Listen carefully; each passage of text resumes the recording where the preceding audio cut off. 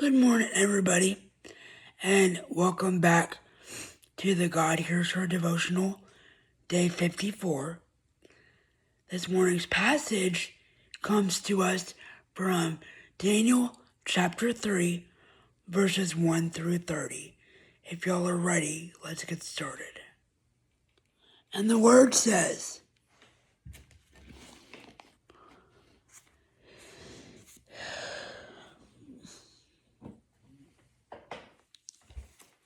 King Nebuchadnezzar made an image of gold, 60 cubits high and 6 cubits wide, and set it up on the plain of Dura in the province of Babylon. He then summoned the satraps, prefects, governors, advisors, treasurers, judges, magistrates, and all other provincial officials to come to the dedication of the image he had set up. So, the satraps, prefects, governors, advisors, treasurers, judges,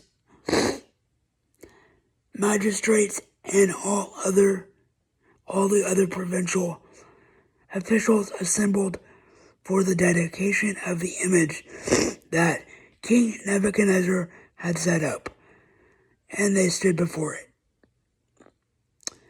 Then the herald proudly proclaimed, "Nations and people of every language, this is what you are commanded to do. As soon as you hear the sound of the horn, flute, zither, lyre, harp, pipe, and all kinds of music, you must fall down and worship the image of gold that King Nebuchadnezzar has set up. Whoever does not fall down and worship will immediately be thrown into a blazing furnace." Therefore, as soon as they heard the sound of the horn, flute, zither, lyre, harp, and all kinds of music, all the nations, people of every language, fell down and worshipped the image of gold that King Nebuchadnezzar had set up.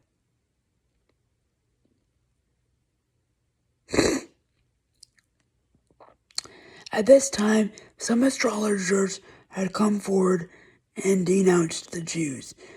They said to King Nebuchadnezzar, "May the king live forever.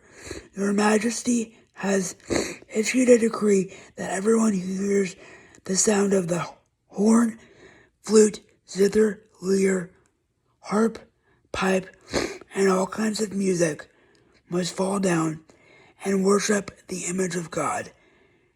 And whoever does not fall down and worship will be thrown into a blazing furnace. But there are some Jews whom you have set over the affairs of the province of Babylon, Shadrach, Meshach, and Abednego, who pay no attention to you, your Majesty. They neither serve your gods nor worship the image of gold you have set up."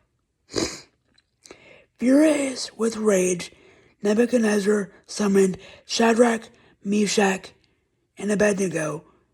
So these men were brought before the king, and Nebuchadnezzar said to them, "Is it true, Shadrach, Meshach, and Abednego, that you do not serve any gods or worship the image of gold I have set up? Now, when you hear the sound of the horn, flute, zither, lyre, harp, pipe, and all kinds of music, if you are ready to fall down and worship the image I made, very good. But if you do not worship it, you will be thrown immediately into a blazing Then what God will will be able to rescue you from my hand.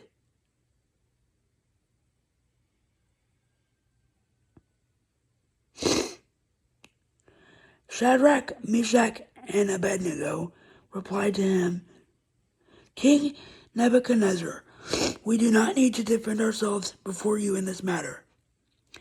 If we are thrown into the blazing furnace, the God we serve will deliver us from it, and he will deliver us from your majesty's hand. But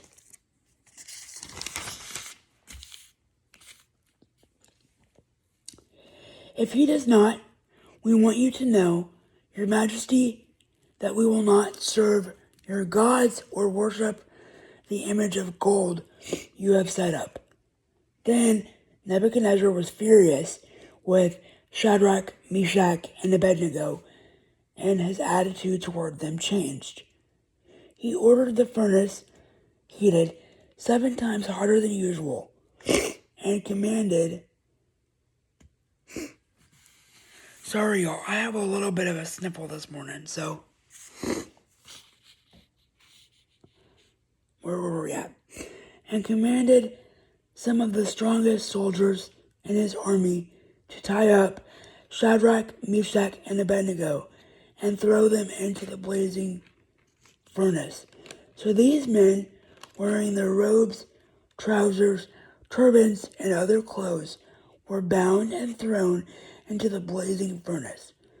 The king's command was so urgent and the furnace so hot that the flames of the fire killed the soldiers who took up Shadrach, Meshach, and Abednego, and these 3 men, firmly tied, fell into the blazing furnace.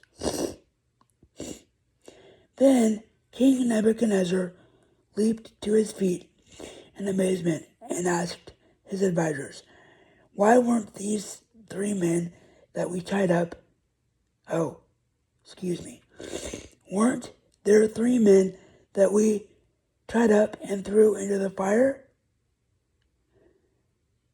They replied, Certainly, your majesty. He said, Look, I see 4 men walking around in the fire, bound and unharmed, and the 4th looks like a son of the gods. Nebuchadnezzar then approached the opening of the blazing furnace and shouted, Shadrach, Meshach, and Abednego, servants of the Most High God, come out, come here. So, Shadrach, Meshach, and Abednego came out of the fire, and the satraps, prefects, governors, and royal advisors crowded around them. They saw that the fire had not harmed their bodies, nor was a hair of their heads singed. Their robes were not scorched, and there was no smell of fire on them.